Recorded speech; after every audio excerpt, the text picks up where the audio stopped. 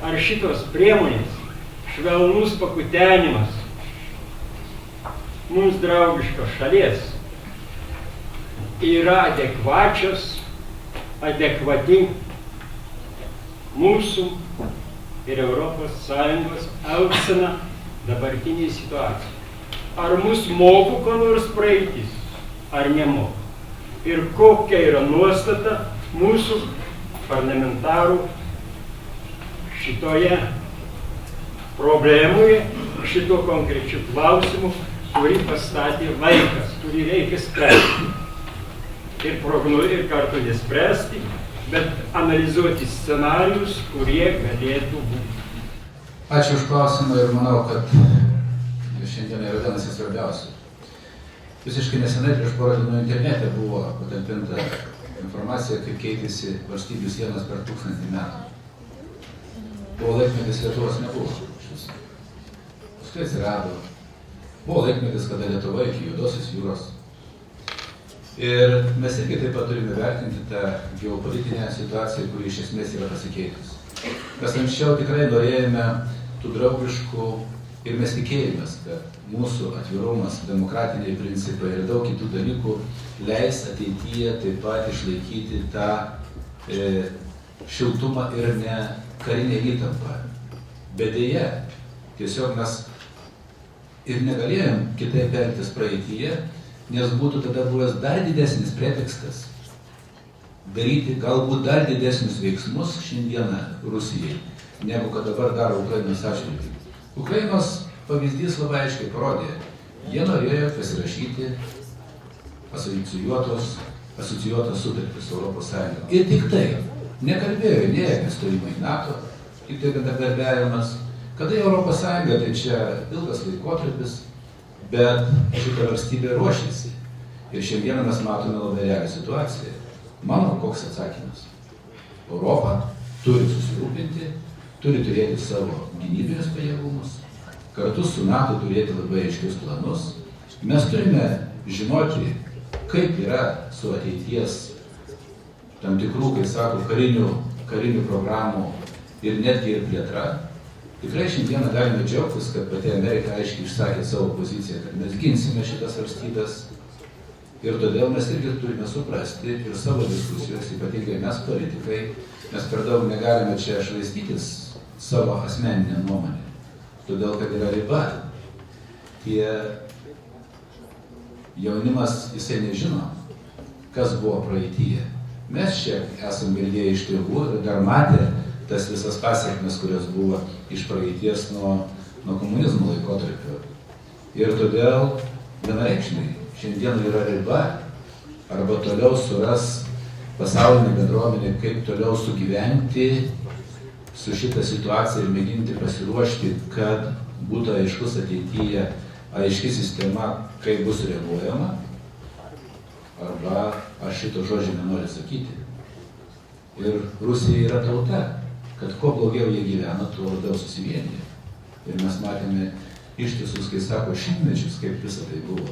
Ir teisingai yra, jeigu mes pradėsime naudoti kažkokią per didelę ekonominės sankcijas, tai suvienės visą 150 milijonų tautą.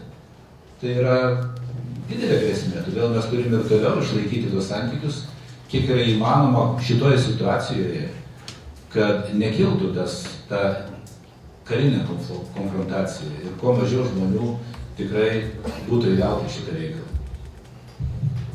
Taip, čia apie politinės takoskyras buvo kalbama, tai čia matyti irgi išryškės tam tikri niuansai, kai stovim už Lietuvą ir tikrai pavyksta kartu daug ką nuveikti. Šitą kadenciją parodė, bet tarkim, dėl santykių su Rusija, matyti irgi šiek tiek skirtingas tas požiūris.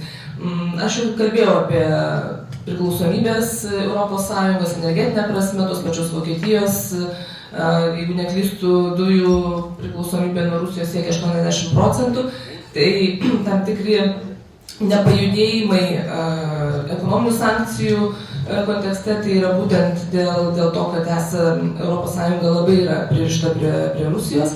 Tai tas yra akivaizdu ir, kaip žinia, ES yra politinė, ekonominė sąjunga, tačiau labai sunku kalbėti vienu balsu užsienio politikoje.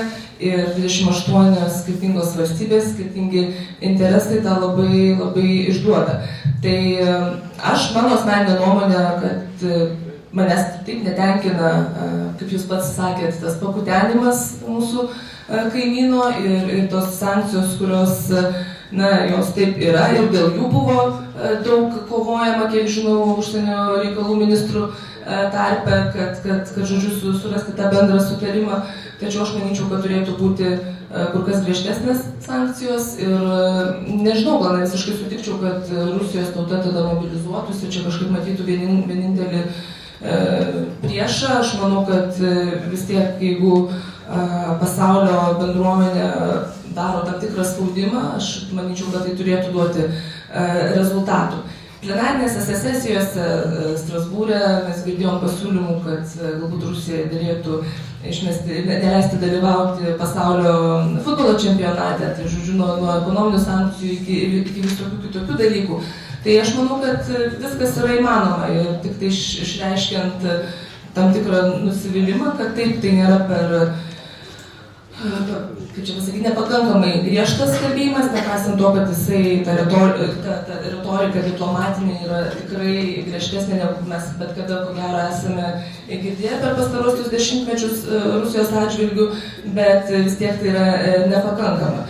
O tai, ką galėjo Europos parlamento nariai padaryti ir rezoliucijos ir siūlymai dėl sankcijų, tą mes padarėme, viskas vykdomųjų valdžių rankose.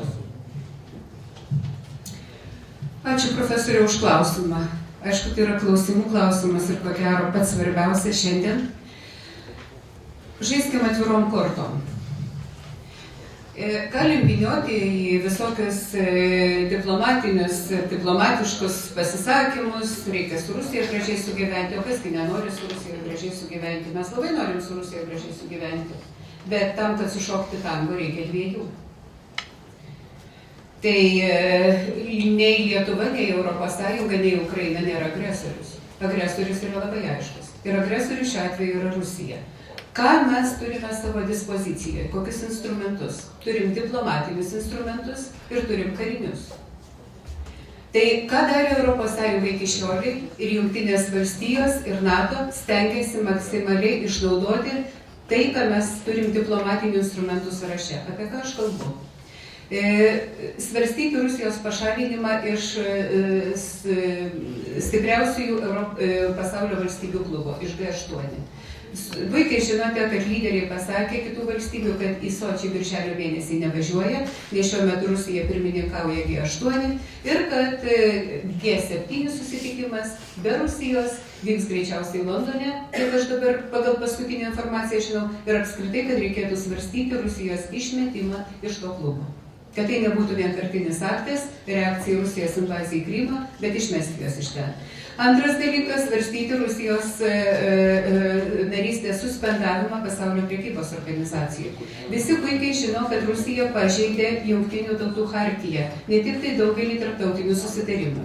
Todėl buvo trečias dalykas išnaudotas Jungtinių tautų mechanizmas. Ir jūs, jaunimas, galite susirasti YouTube, aš pati praeitą savaitgalį žiūrėjau Jungtinių tautų saugumo tarybos posėdį, kuriame buvo svarstoma rezoliucija dėl Rusijos invazijos Kryme ir visi pasisakymai, visa situacija kaip ant delno ir galiausiai balsavimas, 13 valstybių balsuoja už rezoliuciją, Kinija viena susilaiko ir Rusija vienintelė yra prieš ją.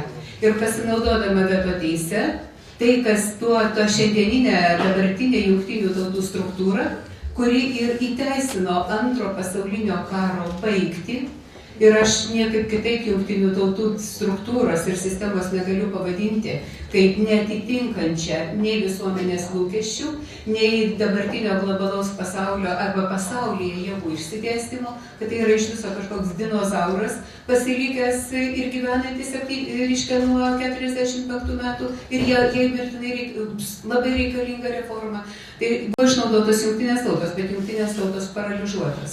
Vakar aš turėjau susitikimą su buvusiu Ukrainos prezidentu Juščenka. Jis to susitikimo pats norėjo. Ir mes detaliai aptarinėjom ir tai, kas vyksta jungtinėse tautose. Jie dar vieną iniciatyvą tenai bando daryti per generalinę asamblėją. Ką mes dar turime diplomatinius instrumentus? Valstybės, ne tik tai ES valstybės narės, stabdo dėrybas dėl laisvos prekybos susitarimų. Gali atrodyti nesvarbus dalykas, bet patikėkit manim, laisvos prekybos susitarimas tai, ko Rusija norėjo daug metų. Ir į ką jie veržiasi ne tik tai su ES valstybėm narėm, su Šveicarija taip pat. Visos šalis pasakė, ne. Galima pasijuokti, kad dėl vizų palengvinimo su Rusija ir taip dėrybos nevyko, dėl naujo partnerystės ir bendradarbiavimo susitarimo. Irgi dėrybos vyko labai vangiai,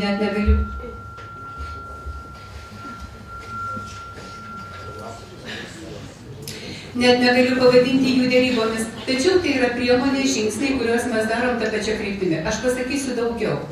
Kadangi buvo suardytas, sugadintas, aš manau sąmoningai, rusų, turėjęs įvykti slaptas susitikimas tarp ES tarybos pirmininko von Rompėjaus ir prezidento Putino. Vakar emisaras, turbūt taip reikia sakyti, aš nežinau, pasiuntinys, Europos parlamento užsienio reikalų komiteto pirmininkas, vokietis Elmaras Brokas, dar kartą išvyko į Maskvą. Pasakyti, kad dar turite laiko, dar yra paskutinis šansas. Jeigu ne, mes imame kitokių priemonių. Įvedam sankcijas. Aš girdžiu diskusijas, kurios vyksta Lietuvoje. Ir kur ta vieninga Lietuvos nuomonė? Jeigu anksčiau prezidentė pasisakė už sankcijas ir buvo pirmoji, kuri kalbėjo, tegu ne taip ryžtingai kaip Linas Linkevičius, bet buvo už sankcijas, vakar naktį, praėjusią naktį parskridus iš Briuselio, aš jau skaitau, prezidentė yra prieš sankcijas, nes tai mums padarys milžinišką žalą. Ta patį sako Latvijos vadovai, ta patį sako kiti. Tai štai yra šiandieninė realybė. Ir apie kokią mes nėra kažkokios ES virš mūsų. ES esame mes, 28 valstybės narės, 28 lyderiai. Ir jeigu mūsų lyderiai pasisako, kad tų sankcijų nereikia, tai kodėl mes turėtumėm jų iš kitų reikalauti, kad jie to norėtų? Tai kas tada lieka? Kariniai dalykai. Mes visi puikiai su jumis žinome apie Budapešto memorandumą. Mes nežinom jo detalių, bet žinom jo esmę. Kad Ukraina sutiko atsisakyti branduolinio ginklo 1994 metais, jinai gavo Krymą ir to susitarimo garantais tapo 3 valstybės – Britanija, Jungtinės valstijos ir Rusija. Rusija akivaizdžiai pažeidė tą susitarimą. Šiandien galėtume sakyti, Ukrainoje galėtų leistis amerikiečių ir britų naikintuvai. Bet jeigu kas nors Lietuvoje galvoja, ir tą beje Šarūnas Liekis labai gerai pakabino vienam iš savo straipsnių, jeigu kas nors galvojate, kad amerikiečiai žus už Ukrainos ar mūsų laisvę ir mūsų saugumą, o mes sėdėsim namie ir per televiziją žiūrėsim, kaip taip vyksta, taip nebus. Ir todėl mano klausimas yra jums visiems. Ar jūs esat pasiruošę? Ar jūs pasiruošę, kad mūsų vaikai, mūsų broliai, mūsų, nežinau, artimi žmonės važiuotų į Ukrainą, kovotų už Ukrainos laisvę ir suverenitetą, tuo pačiu kovodami ir už mus, mes puikiai suprantam, Ukrainoje sprendžiasi Europos saugumo ateities architektūra. Ta puikiai suprantam, bet ir esam tam pasirengę. Ir aš kitos auditorijos, aš žmonių prašau pasakyti, ir tada toks šitas šaltelis iš karto, kad mes tam nelabai esam pasirengę. Tai štai tokie mes esame. Ir nereikia tada kaltinti lyderių, nereikia baksnuoti pirštais į kitus, pažiūrėkim, kokie patys esam, kokia mūsų politinė valia, kokia yra mūsų stovėsena. Ir dabar gaunam atsakymus į daugelį klausimų. Ačiū.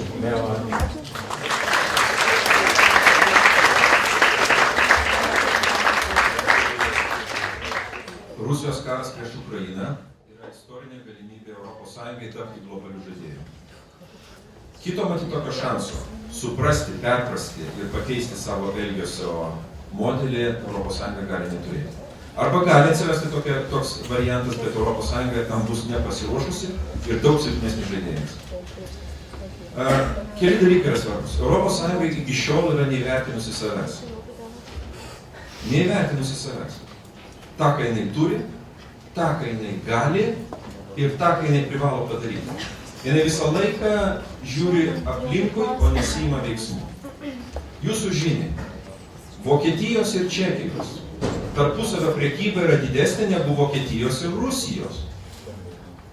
Tuo tarpu visi kalba, kad Rusijos prekyba ir Rusijos ekonomika yra super, o visi kiti yra nykštukai, kurių nesimato žolėje.